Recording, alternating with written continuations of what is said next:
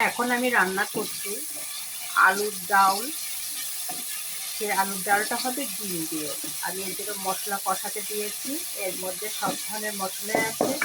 আমি অন্যরা কেমন করে জানি না, এটা আমাদের দিনাজপুরের খাবার একটা, আলুর ডাল দিয়ে ডিম। অনেকে ভেজেও রান্না করে, অনেকে গোটাও রান্না করে। আমি অন্য সময় ভেজে রান্না করি, আজকে আমি গোটায় রান্না রাখবো। এটাকে যদি একটু ভেজে নেওয়া হয় আরও ভালো হয়, কিন্তু আমি ভেজে নিব না, আমি সরাসরি ডালটার মধ্যে দিয়ে দিব। যে যেভাবে খায়, আমার ভাজার প্রয়োজন মনে করছি না, আমি সরাসরি ডালের মধ্যে এই ডিমটা দিয়ে দিব।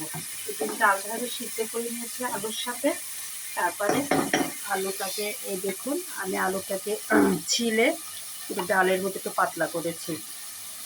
এই পাতলা ডালটাই আমি এই মশলার মধ্যে ছেড়ে দিব। ছেড়ে দেওয়ার পরে বেশ কিছু সময় দিয়ে আমি এটাকে কষাবো। তারপরে আমি আলুর ডালটা দিয়ে ডিমটা দিয়ে দিব। এখন আমার মশলাটা কষানো হয়ে গেছে। আমি বেশ কিছু সময় ধরে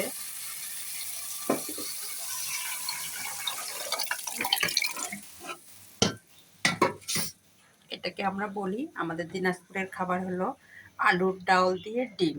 এটা আমাদের দেশে একটা ফেভারিট খাবার।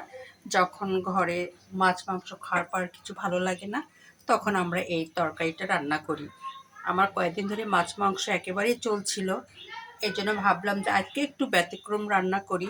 এই জন্য আমি ভাবলাম যে আলু দিয়ে ডাল রান্না করব, আলু দিয়ে ডিম রান্না করব। আর এটা সাধারণত দেশি আলু হলে খুব ভালো হয়। আমি এটা দেশি আলু দিয়েছি, নতুন আলু, যে আলুটা নতুন উঠছে সেই আলু দিয়ে এটাকে আমি ডাউলের মতো করে রান্না করেছি। এই দেখুন, এটা খেতে খুব সুস্বাদু হবে। এটা যখন সুন্দরভাবে ফুটে যাবে তখন আমি ডাউলটা দিয়ে দিব।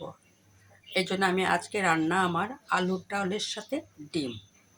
এটা উত্তরবঙ্গের একটা জনপ্রিয় খাবার।